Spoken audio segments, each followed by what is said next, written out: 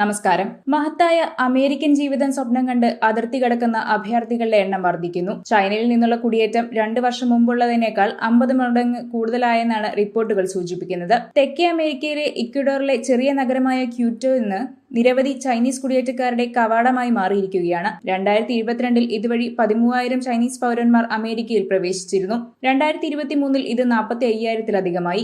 രേഖകളില്ലാതെ കുടിയേറ്റം എങ്ങനെ നടത്താമെന്നത് വിശദീകരിക്കുന്ന വീഡിയോകളും സമൂഹ മാധ്യമങ്ങളിൽ ലഭ്യമാണ്. അമേരിക്കയിലേക്ക് കുടിയേറ്റക്കാരെ കടക്കാൻ സഹായിക്കുന്നത് സ്നേക്ക് ഹെഡ്സ് എന്നറിയപ്പെടുന്ന കള്ളക്കടത്ത് സംഘമാണ്. കൊളംബിയയ്ക്കും പനാമയ്ക്കും ഇടയിലുള്ള അപകടകരമായ പാതയായ ഡാരിയൻ ഗ്യാപ്പിലൂടെ ട്രക്കിംഗ് നടത്തിയാണ് പലരും യുഎസിൽ അഭയം പ്രാപിക്കുന്നത്. തിരഞ്ഞെടുക്കുന്ന പാത അനുസരിച്ച് യാത്രയുടെ ചിലവിലും വ്യത്യാസം വരും. ഏഷ്യയിൽ നിന്ന് ചൈനീസ് സൗഹൃദ രാജ്യങ്ങൾ വഴിയുള്ള വിമാനയാത്ര, ഡാരിയൻ ഗ്യാപ്പിലൂടെയുള്ള യാത്ര, മറ്റ് ഗതാഗത മാർഗങ്ങൾ, താമസം എന്നിവയ്ക്കായി $5,000 ചിലവ് വരുന്നത്. കുറച്ച് ലാവിഷാണ് യാത്രയെങ്കിൽ തുക ഇനിയും കൂടും. ജപ്പാനിലെത്തി അവിടെ നിന്ന് മെക്സിക്കോയിലേക്ക് വിസാരഹിത പ്രവേശനം സാധ്യമാണ്. ഇതിനായി കുറഞ്ഞത് $20,000 ചിലവ് വരുന്നത്. നേരത്തെ യുഎസ് അതിർത്തിയിൽ പിടിക്കപ്പെടാതിരിക്കാൻ ടൂറിസ്റ്റ് വിസയ്ക്കായി അഭയാർത്ഥികൾ യുഎസ് എംബസിയിൽ അപേക്ഷിക്കാറുണ്ടായിരുന്നു. എന്നാൽ ഇപ്പോൾ തെക്കൻ അതിർത്തിയിലൂടെയുള്ള യാത്രയാണ് കൂടുതൽ പേർക്കും പ്രിയങ്കരം. ഡിപ്പാർട്ട്മെന്റ് ഓഫ് ഹോംലാൻഡ് സെക്യൂരിറ്റിയിൽ നിന്നുള്ള ഡാറ്റ അനുസരിച്ച് ചൈനീസ് സമൂഹം തന്നെയാണ് നിയമപരമായി കുടിയേറിയവരിൽ ഏറെയും. 2022 അഭയം ലഭിച്ച 13% ആളുകളും ചൈനയിൽ നിന്നുള്ളവരാണ്. ഇത് ഏകദേശം 4,500 പേരെന്നാണ് കണക്ക്. തിരഞ്ഞെടുപ്പ് അടുത്തിരിക്കെ പ്രസിഡന്റ് ജോ ബൈഡന് അതിർത്തിയിലെ ഈ കുടിയേറ്റ പ്രതിസന്ധി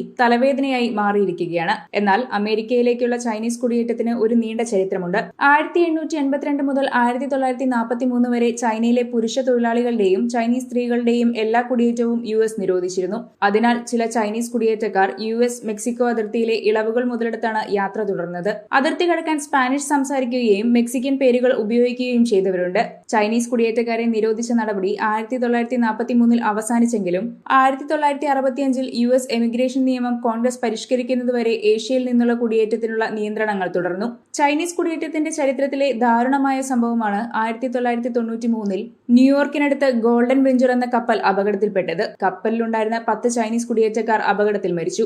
ഇവരെ യുഎസിലേക്ക് എത്തിച്ച കള്ളക്കടത്തുകാരെ അധികൃതർ പിടികൂടുകയും ചെയ്തു. അന്നത്തെ കുടിയേറ്റത്തിൽ നിന്ന് ഇന്നുള്ള പ്രധാന വ്യത്യാസം കുടിയേറ്റക്കാരിൽ വിദ്യാസമ്പന്നരും ഉണ്ടെന്നുള്ളതാണ്. ചൈനയിലെ ഭരണത്തിലും നയങ്ങളിലും നിരാശരായ ജനങ്ങളാണ് കൂടുതലായും അതിർത്തി കടക്കുന്നത്.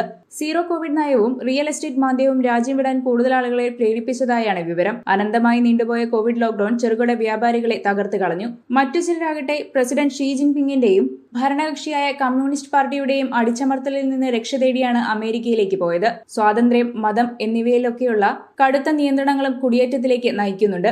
ജീവിതം കരുപിടിപ്പിക്കാനായി അമേരിക്കയിലേക്ക് കുടിയേറിയവരുമുണ്ട്. ചൈനീസ് കുടിയേറ്റക്കാരിൽ ഭൂരിഭാഗവും ഇത്തരത്തിലുള്ള ഇടത്തരക്കാരോ പാവപ്പെട്ടവരോ ആണ്. അവർ തങ്ങളുടെ ജീവിതത്തിന്റെ രണ്ടറ്റം കൂട്ടിമുട്ടിക്കാനുള്ള വഴികൾ തേടുകയാണ്. യുഎസിലേക്ക് മാത്രമല്ല, ചൈനയിൽ നിന്ന് മറ്റ് രാജ്യങ്ങളിലേക്കും അഭയം തേടുന്നവരുടെ എണ്ണം ഷീയുടെ ഭരണകാലത്ത് കുത്തനെ ഉയർന്നതായാണ് UN ഡേറ്റ കാണിക്കുന്നത്. 2013 ഏകദേശം 25,000 പേരായിരുന്നു മറ്റ് രാജ്യങ്ങളിലേക്ക് ചേക്കേറിയത്. എന്നാൽ വെറും 10 വർഷം കൊണ്ട് ഇത് 1,20,000 ഉയർന്നു. വാർത്തയുടെ നിറം തേടി തനി നിറം.